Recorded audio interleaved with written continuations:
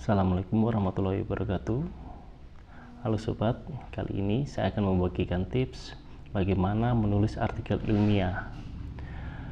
Sekarang artikel ilmiah merupakan kewajiban bagi setiap akademisi seperti dosen, mahasiswa, ataupun bahkan pejabat-pejabat pemerintahan atau guru-guru. Artikel ilmiah menjadi sangat lazim untuk beberapa kebutuhan atau keperluan dari mereka, seperti untuk syarat kelulusan, untuk syarat kenaikan pangkat atau jabatan, ataupun syarat-syarat yang lainnya. Artikel ilmiah sangat sederhana, ada beberapa kriteria artikel ilmiah, tetapi secara garis besar artikel ilmiah adalah sebuah naskah atau dokumen buatan manusia, baik ditulis maupun diketik. Artikel sendiri cukup banyak ragamnya. Ada artikel koran, artikel novel, ataupun artikel-artikel yang lain. Tetapi artikel ilmiah memiliki pengertian berbeda dengan artikel yang tersebut di atas tadi. Artikel ilmiah adalah naskah atau dokumen yang ditulis manusia, baik ditulis ataupun diketik dengan memberikan analisis ilmiah sesuai kaidah akademik. Ini yang membedakan artikel ilmiah dengan artikel biasa. Coba kita lihat di beberapa media cetak ataupun media online. Kita sering menjumpai artikel-artikel yang non ilmiah. Contoh apa? Contoh artikel cerpen di koran atau majalah. Itu juga artikel, tetapi bukan ilmiah. Karena apa? Karena di dalam artikel tersebut tidak memuat analisis ilmiah dan kesesuaian dengan kaidah akademik.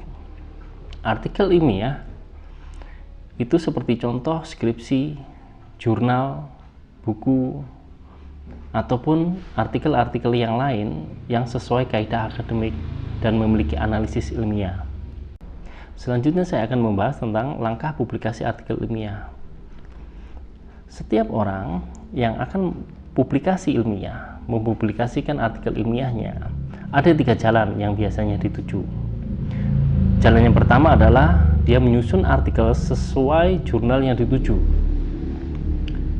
Yang kedua adalah penulis menyusun artikel sesuai sasaran pembaca buku.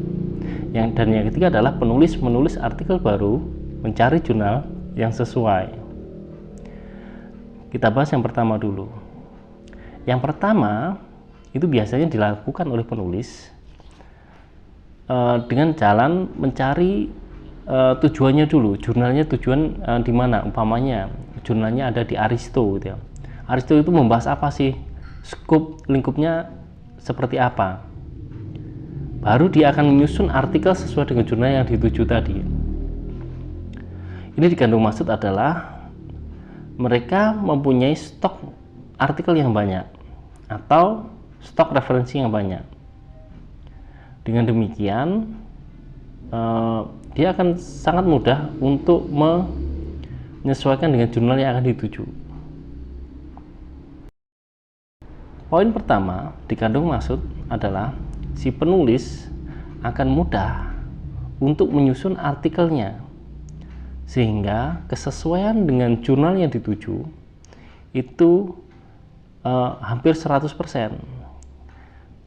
Beberapa penulis saat publikasi ilmiah banyak ditolak oleh editor jurnal. Karena apa? Karena tidak sesuai dengan skop atau wilayah pembahasan di jurnal tersebut, skop dari jurnal tersebut. Jika hal itu terjadi, maka yang harus dilakukan adalah penulis menyesuaikan artikelnya dengan skop dari jurnal tersebut. Ini sering terjadi. Maka dari itu, poin pertama ini akan menghindari hal-hal semacam itu. Yang poin kedua, penulis menyusun sesuai sasaran pembaca buku. Kali ini artikel ilmiah atau karya ilmiahnya berupa buku. Buku tersebut akan dicari sasarannya siapa, atau jurnal ini sasarannya siapa. sasaran tersebut akan disesuaikan dengan isi dari artikel tersebut.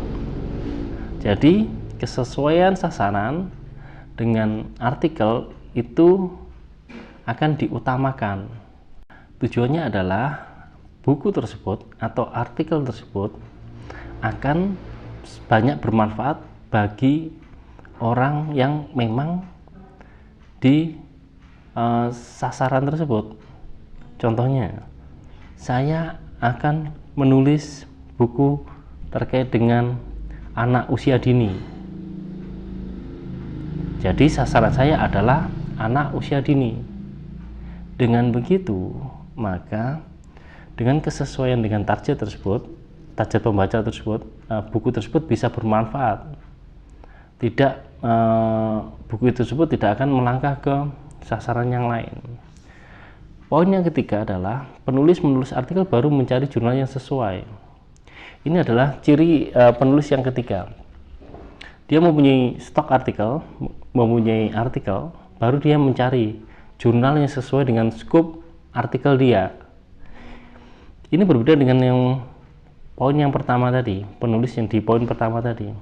Kalau penulis yang ketiga ini, dia akan mengalami kendala apa? Mengalami kendala sangat sulit mencari skop jurnal yang sesuai dengan artikel kita, karena tidak semua jurnal itu memiliki spesifikasi skop yang luas. Diwajibkan setiap jurnal itu sekarang memiliki skop yang sempit.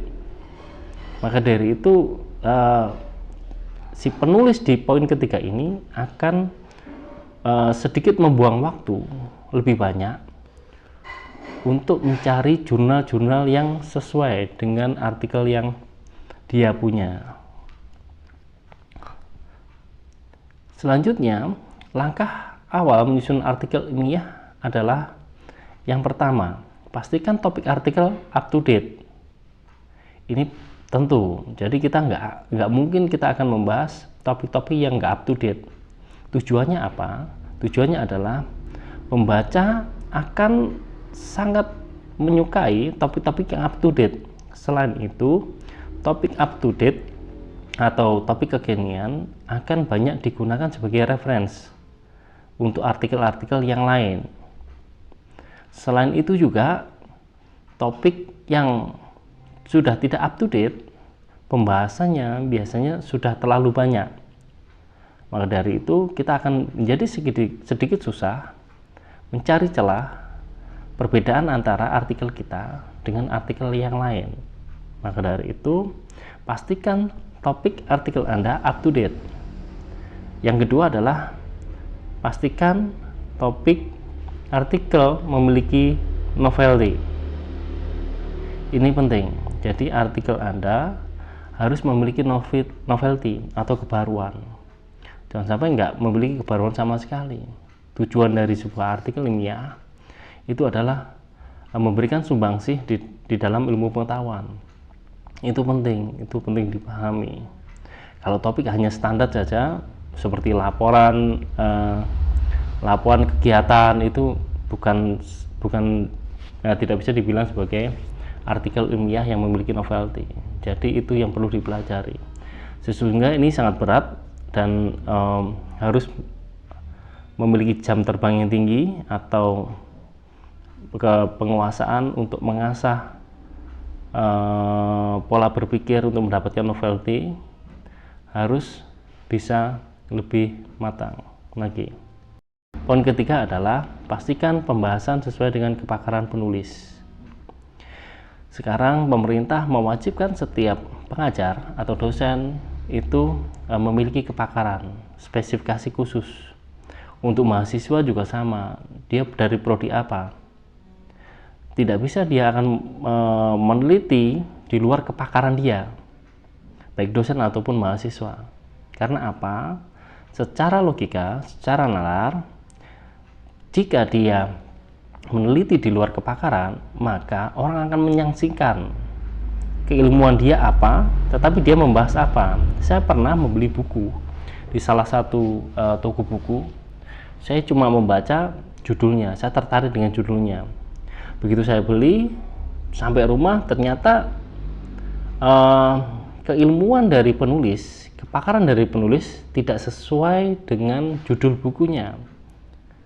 Maka dari itu saya sudah bisa memastikan bahwa isi dari buku tersebut disangsikan atau pasti tidak akan sesuai dengan ekspektasi kita jika penulisnya itu sesuai dengan kepakarannya.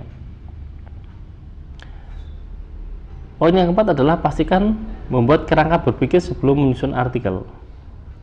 Maksudnya adalah setiap pembuatan artikel kita wajib membuat kerangka berpikir atau isian kita apa nantinya. Dengan begitu sistematika dari pembahasan di artikel ilmiah kita akan tersusun dengan rapi. Orang akan suka membacanya, orang akan mudah memahami artikel kita. Tujuan seperti itu. Selain itu, kerangka berpikir ini juga akan bertujuan agar kita masih dalam jalur artikel tersebut. Saya pernah ada pengalaman bahwa saya menyusun tanpa kerangka berpikir atau kerangka tulisan. Yang terjadi adalah begitu kita sampai tengah, kita berhenti menulis, dilanjutkan beberapa hari atau sedikit lama waktunya, kita akan lupa kemarin saya akan membahas apa di bab-bab selanjutnya.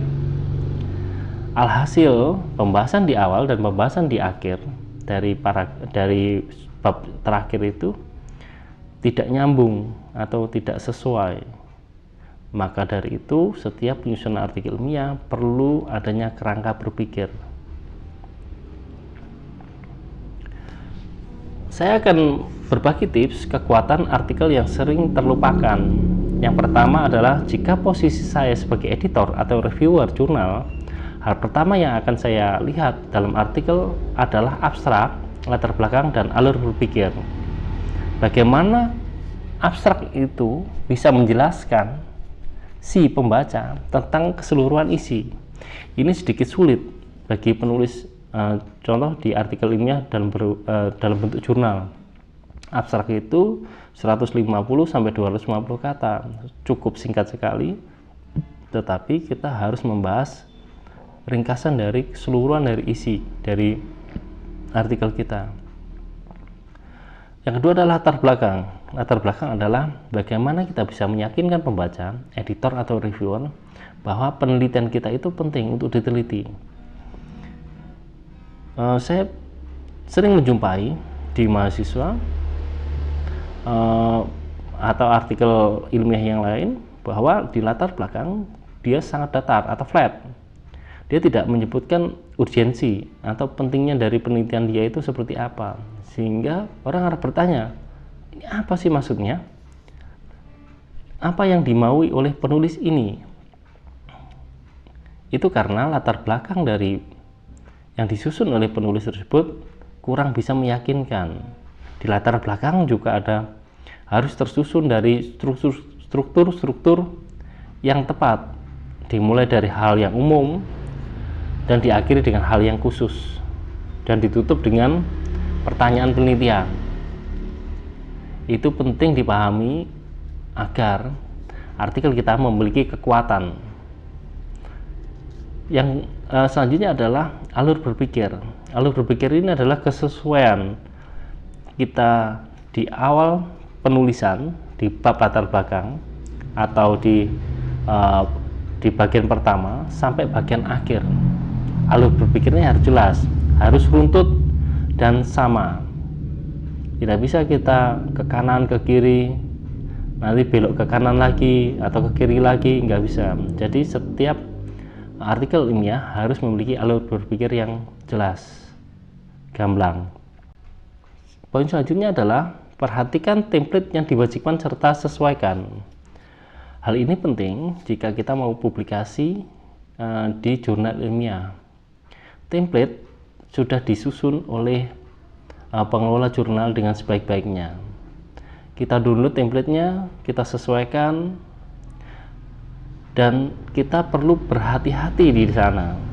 Karena apa? Karena di editor sendiri akan melihat kesesuaian template dengan artikel ilmiah kita. Hal-hal kecil seperti ukuran font, spasi, jarak antar paragraf, itu juga harus disesuaikan dengan template yang tersedia. Kita tidak bisa menawar template tersebut. Template ada dan kita harus menyesuaikan. Kita harus menyesuaikan, bukan template yang menyesuaikan kita. Meskipun template-nya itu menurut kita itu seperti acak-acakan, tetapi karena kita akan masuk ke dalam jurnal tersebut, kita harus sesuaikan dengan template yang diwajibkan oleh pengelola jurnal tersebut. Selanjutnya adalah kerapian tulisan, baik penomoran, penataan, paragraf, serta penyusunan kalimat. Kerapian tulisan, penomoran, paragraf, dan penyusunan kalimat ini perlu adanya latihan khusus atau latihan yang terus-menerus. Orang akan terbiasa dengan kerapian jika dia sudah terbiasa di kehidupan sehari-hari atau dalam penulisan sebelumnya itu juga dipaksa untuk rapi. Penomoran juga sama. Penomoran itu penting. Terkadang ada yang menulis bab 1 angka 1, subbabnya A, nanti kembali ke angka 1 lagi. Jadi perlu diperhatikan terkait dengan penomoran. Jika tidak diperlukan, tidak usah diberi nomor, dibentuk paragraf. Tetapi kalau jika penomoran, maka harus jelas babnya mana, subbabnya mana, dan sub-subbabnya seperti apa. Penataan paragraf serta penyusunan kalimat ini juga penting di dalam bahasa Indonesia yang baik yang benar sesuai dengan ejaan yang disempurnakan. Maka setiap kalimat itu harus mengandung minimal SPO atau kalau jika komplit adalah SPOK. Ini harus diperhatikan juga untuk penulis artikel ilmiah. Kalimat tersebut tidak boleh terlalu panjang, berbelit-belit, tetapi disarankan adalah padat, ringkas, dan jelas. Ada yang menyusun kalimat, satu paragraf itu terdiri dari satu kalimat dan atau lalu dan sebagainya. Itu tidaklah efektif sama sekali. Bisa dikatakan bahwa paragraf tersebut, kalimat tersebut terlalu banyak isiannya dan tidak to the point. Maka dari itu perlu latihan untuk menyusun kalimat yang padat, ringkas, dan jelas, sehingga paragraf yang ada di sana itu bisa dibaca dengan enak dan pesan penulis bisa tersampaikan kepada pembaca. Selanjutnya adalah saya akan bagikan cheat trick atau sedikit cara curang untuk publikasi ilmiah. Jika kita akan publis dalam salah satu jurnal, maka ada sedikit cara curang agar editor atau reviewer dengan senang hati mempublis tulisan kita. Tetapi hal ini terkadang juga tidak berlaku di jurnal-jurnal tertentu. Yang pertama adalah jadikan beberapa artikel dari jurnal yang Anda tuju sebagai referensi utama. Ada beberapa pengelola jurnal malah mewajibkan tolong citasi artikel dari jurnal saya. Mereka butuh artikelnya disitasi untuk apa? Untuk meningkatkan grade dari jurnal mereka. Tapi ada juga yang tidak secara langsung mengatakan, tetapi jika editor itu mengetahui bahwa salah satu referensi yang digunakan oleh penulis itu adalah dari jurnal dia, maka dia akan senang hati untuk memasukkannya. Poin yang kedua adalah kutip artikel dari salah satu atau beberapa reviewer yang ada di jurnal yang Anda tuju. Tentu si jurnal tersebut akan meminta reviewer yang sesuai dengan scope dari jurnal tersebut. Mereka expert, ahli dalam bidang scope tersebut. Maka dari itu tidak salah jika kita mengutip artikel dari salah satu reviewer atau reviewer di jurnal tersebut. Dengan begitu, jika dia mereview artikel kita, dia akan sedikit memberikan kelonggaran. Oh, ini karena ini pendapat saya sendiri, kenapa saya menyalahkan diri saya sendiri? Kan tidak mungkin. Yang ketiga adalah susun manuskrip berbahasa Inggris. Ini adalah untuk artikel jurnal yang berada di Indonesia. Editor akan sangat suka jika mendapatkan artikel yang berbahasa Inggris. Karena apa?